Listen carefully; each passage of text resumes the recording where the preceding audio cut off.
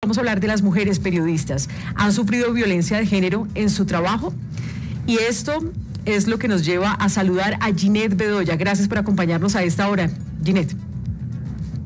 Bueno, un saludo muy especial a todos los oyentes, Andrea, a ti y a todas las personas que nos están acompañando. Gracias.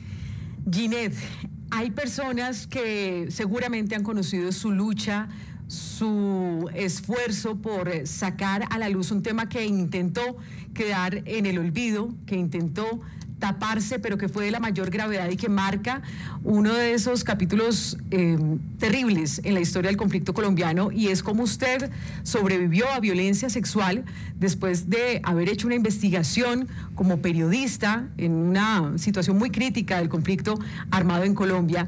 Pero para quienes no conocen su historia, recuérdenos su lucha y por qué es importante hablar de esta campaña, de este fondo. Bueno, yo no quisiera volver nuevamente a repetir una y otra vez y otra vez. Pero, ni mucho menos, Ginette, pero sí, causa, no es hora de callar para las personas que nunca han escuchado esto, ¿qué es? Bueno, No es hora de callar nace hace exactamente 15 años, el 9 de septiembre del 2009, cuando hablé públicamente de los hechos dolorosos y barbáricos que tuve que enfrentar el 25 de mayo del año 2000, que no los voy a repetir acá porque toda la semana he estado hablando de eso. Entonces creo que la gente conoce un poco el caso, y cuando decidí hablar públicamente de ello nace la campaña. La campaña básicamente es decirle a las mujeres que si han sido víctimas de algún tipo de violencia de género, que levanten la voz, que hablen, que busquen ayuda, que no se silencien, porque eso le da el poder al victimario. Y pues si una mujer como yo, un periodista, que es una persona pública, que de alguna manera está rodeada, ha tenido que enfrentar una lucha para encontrar justicia y ha sido tan esquiva, pues ustedes pueden imaginarse lo que han tenido que enfrentar otras mujeres que desafortunadamente no pueden acceder a lo mismo que de alguna manera podemos acceder las periodistas. Entonces allí nació esta campaña, que inicialmente era solo una consigna, era una frase que yo convertí en una manilla, y esa manilla en estos 15 años pues se convirtió en algo muy poderoso, en una política de Estado. Logré llevar mi caso ante la Corte Interamericana de Derechos Humanos. En el 2021 la Corte Interamericana condena al Estado colombiano, lo declara culpable por los hechos que tuve que afrontar ese 25 de mayo y ordena unas medidas de reparación que yo pedí que no fueran solamente para mí, que fueran colectivas, porque creo que además ese es el espíritu de la reparación, que pueda cobijar a miles de personas y no solo a una.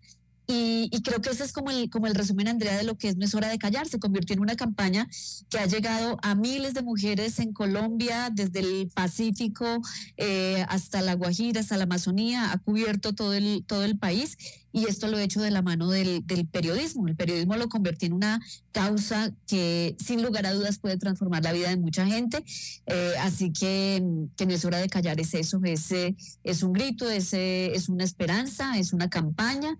Una campaña que también logró que haya un día nacional. El 25 de mayo es el Día Nacional para dignificar a las víctimas de violencia sexual. Y ahora pues es una ley que crea un fondo, es un centro de memoria, es un programa para capacitar a funcionarios públicos, es un programa transmedia. Creo que es una lucha larga y grande, y un recorrido grande, todo de la mano del periodismo. Claro que sí, Ginette. Y por supuesto aquí no nos vamos a centrar en el hecho victimizante, sino en la voz que usted ha logrado que se escuche de las mujeres periodistas en Colombia. Y en todo ese recorrido quiero que usted nos ayude a entender cómo está el país en materia de libertad de prensa, en materia de garantías para que las mujeres periodistas puedan salir a la calle, puedan investigar, puedan reunirse con fuentes y que su vida no esté en peligro. ¿Cuál es el diagnóstico que usted tiene actualmente de las mujeres periodistas en Colombia?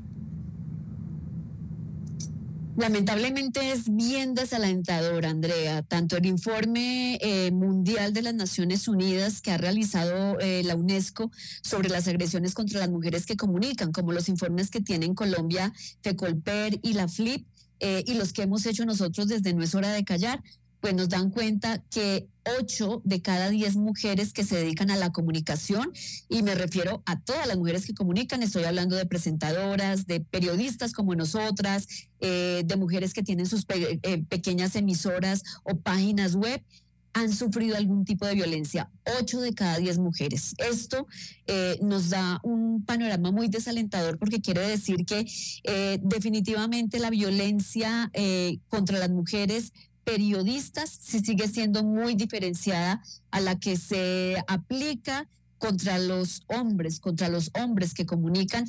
Y esto con un ejemplo muy claro: los ataques en las redes sociales o los ataques directos de amenazas, de panfletos, de intimidaciones, siguen llegando con mensajes llenos de misoginia, de odio por nuestra condición de mujer. Entonces, la primera amenaza, la primera intimidación o acoso que llega contra una mujer periodista es: usted publicó esto porque es amante de tal, usted publicó esto porque es la amiguita de fulanito, es que a usted le dieron algo para que publicara esto, o para que denunciara esto, o para que se quedara callada. Nos siguen sexualizando y usando nuestra condición de género para decir que lo que logramos las mujeres que comunicamos es porque está atado directamente a nuestra condición de género, y eso también está documentado en el informe que la UNESCO sacó precisamente el pasado 2 de noviembre, Día Mundial para eliminar los crímenes y la impunidad contra periodistas, de cómo se sigue atacando a las periodistas por su condición de género. Bueno, pues Ginette, de antemano le agradezco por abrir caminos y no callar, abrir el camino justamente para nosotras las periodistas, y muy importante que este fondo ayude a esa ayuda emocional y física que necesitan las víctimas de violencia, en este caso que usted nos comenta. Sin embargo, usted mencionó ahorita la palabra de capacitación de medios. Yo quiero saber, Ginette, qué tan en serio se están tomando los medios de comunicación los papeles directivos de las mujeres, o simplemente se está cumpliendo con una cuota de género. Lamentablemente sí se está cumpliendo con una cuota de género, y eso también lo tenemos documentado. Eso no es ni percepción ni reflexión, sino es lo real, es lo que tenemos con datos en base a esas encuestas y a ese diálogo que hemos tenido con mujeres periodistas de toda la región. Y en el caso colombiano, la brecha que hay todavía entre cargos de poder en los medios de comunicación, y no solamente en los medios grandes, porque por lo general cuando uno hace estas observaciones, la gente dice: pero es que tal periódico tiene una mujer periodista de directora, o tal emisora tiene a una mujer a cargo del sistema informativo.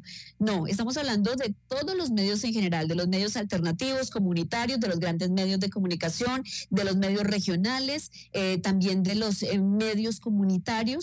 Y esa brecha es enorme. Por cada hombre, o más bien, sí, por cada periodista hombre que logra llegar a ser director, la diferencia es que una mujer periodista se va a tardar por lo menos 5 años para tener ese cargo. Es mucho más fácil que los hombres accedan a ese cargo. Por cada editor que tenemos en cualquier especialidad, ya sea en deportes, o un editor político, o un editor económico, la diferencia para que una mujer pueda llegar a ese cargo es mínimo de 7 años. O sea, fíjense lo que nos falta para poder alcanzar esa equidad. En una reunión donde hay 10 hombres editores, hay una mujer. O sea, por cada 10 editores hay una mujer. Esto nos sigue mostrando la desigualdad tan grande que hay, y ni que hablar de los sueldos. Hoy los sueldos siguen siendo muy diferenciados entre una mujer que logra llegar a un cargo de mediano poder, como es una editora, y lo mismo una mujer que logra llegar a un cargo directivo. La brecha salarial es más o menos entre el 25 y el 35% de diferencia de lo que se le paga a las mujeres que están en estos cargos al sueldo que reciben los hombres. Sí, a esta hora 12 del mediodía, 23 minutos, leo algunos comentarios. Dice William Vargas, buenas tardes, dura la realidad, muy bien, periodista Bedoya, siga con su misión. F. Roldán, yo soy hombre y he sufrido también violencia de género. Es cierto, también se presentan estos casos. Esta encuesta específicamente la hemos hecho para las mujeres porque se trata de un fondo para proteger la vida de periodistas mujeres en Colombia. Dice Ricardo Andrés Manrique, importante tema, muchas gracias, abrazos. Dice Juliet Castañeda, bueno, ¿y cuando los periodistas ofenden, maltratan, mienten, atacan al presidente, no tienen derecho a defenderse? Algunos de los comentarios a esta hora, Mauricio. Ginette, usted decía hace unos minutos que la justicia ha sido esquiva. También tuvo que acudir a la Corte Interamericana de Derechos Humanos para que atendiera su caso ante la falta de garantías, la falta de efectividad de la justicia en Colombia. Pero el caso suyo también se suma a otros donde ha habido impunidad, también hay casos engavetados, no avanzan las investigaciones. ¿Usted cree que debe existir una justicia especializada en violencia de género? Es decir, que jueces y fiscales se dediquen especialmente a esa violencia de género. Indudablemente, esa es una deuda que el sistema de justicia de Colombia tiene con las mujeres colombianas, no solamente con las mujeres periodistas, sino con las mujeres en general y con las niñas. Es tan importante que haya una justicia con enfoque de género, porque lamentablemente los fiscales, los jueces, los abogados, los defensores de familia, quienes atienden los casos en primera instancia y que hacen parte de toda la cadena del sistema de justicia, no están capacitados en el tema de género.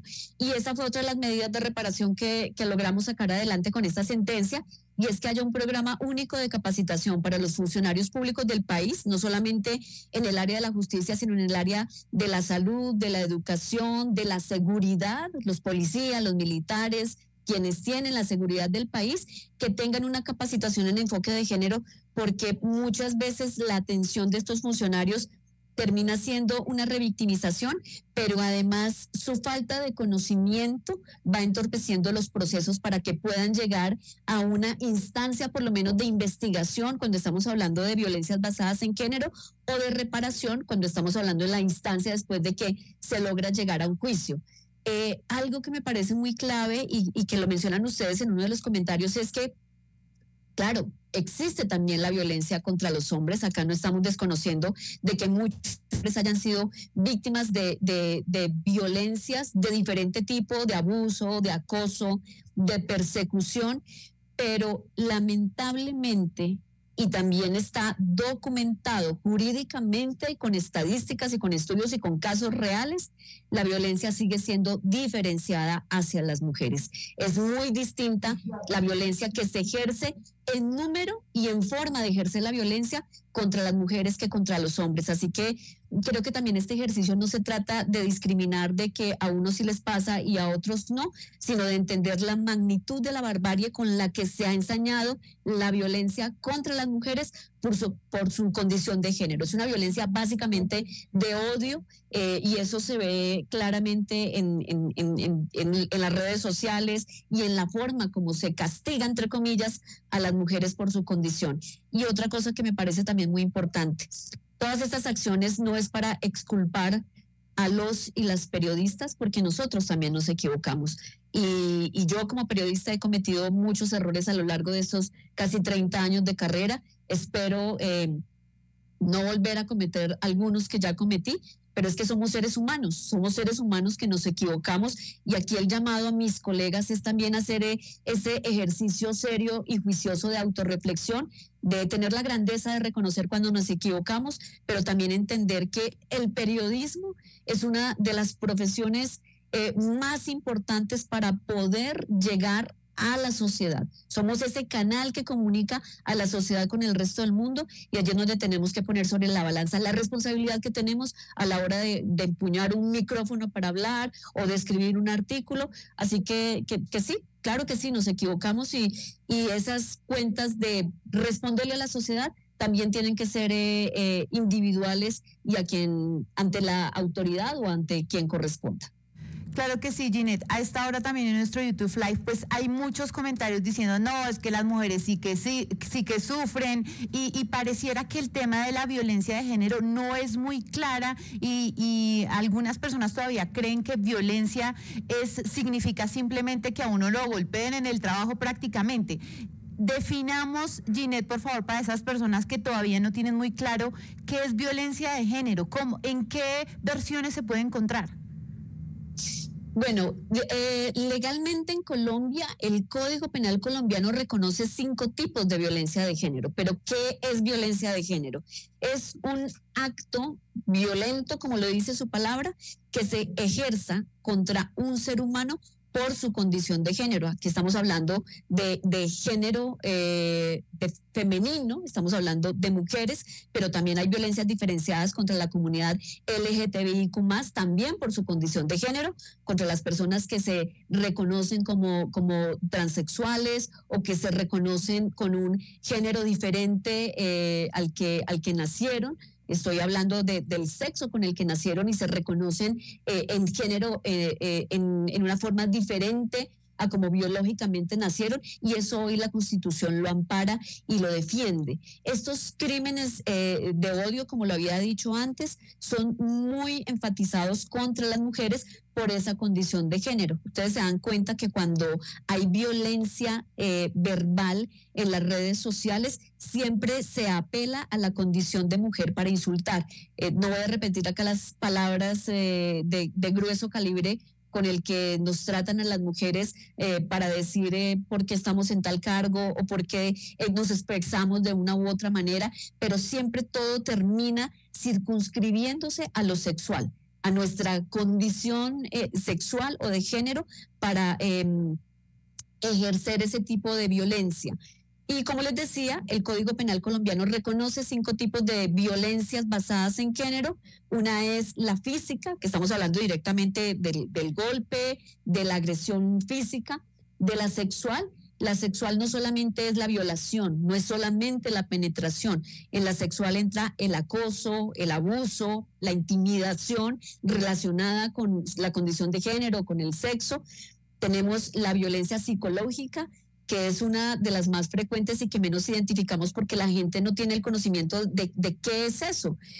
Cuando nos atacan por nuestra condición física o como somos, si somos altos, bajos, gordos, flacos, eso es violencia psicológica. La otra es la violencia económica, que se ve mucho en las relaciones de pareja, en la violencia intrafamiliar. Y la otra es la violencia económica. Estos 5 tipos de violencia los reconoce el Código Penal con base en la ley 1257 del 2008, que es la ley que ampara los derechos de las mujeres en Colombia para prevenir este tipo de violencias. Sí, Ginette, algunos comentarios también a esta hora. Dice Claudia Cabral, la deuda es con hombres y mujeres, niños y niñas, porque a todos les ha pasado.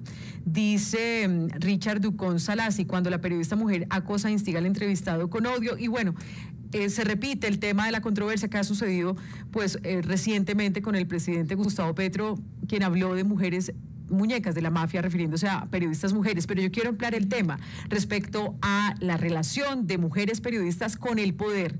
No le pongamos nombre en específico, porque además en todos los gobiernos ha habido funcionarios que tratan de amilanar el trabajo de las periodistas, que por supuesto también si tienen quejas y tienen que pedir respeto, veracidad, exigencia en su trabajo, lo pueden hacer, lo pueden exigir, pero esos calificativos pues definitivamente estigmatizan.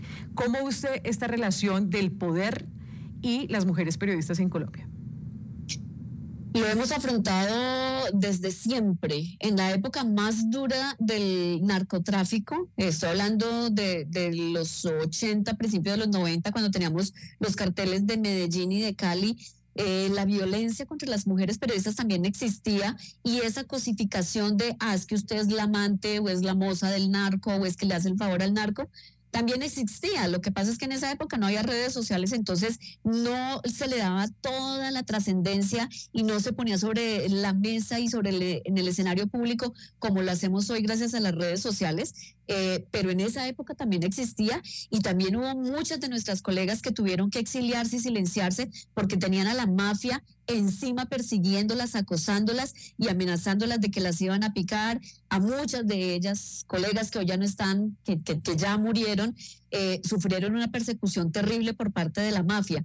Entonces, cuando usted escucha al hombre que más poder tiene en este país decir que las periodistas son las muñecas de la mafia, pues primero nos está regresando a una época donde les costó la vida literalmente, a mujeres periodistas que cubrían a todos estos narcotraficantes y a todos estos criminales, pero además nos está poniendo un rótulo que quiero decirle, yo iniciando la entrevista había dicho que no quería hablar de mi caso, pero creo que es necesario para la gente que está dejando esos comentarios de que es que somos unas quejetas.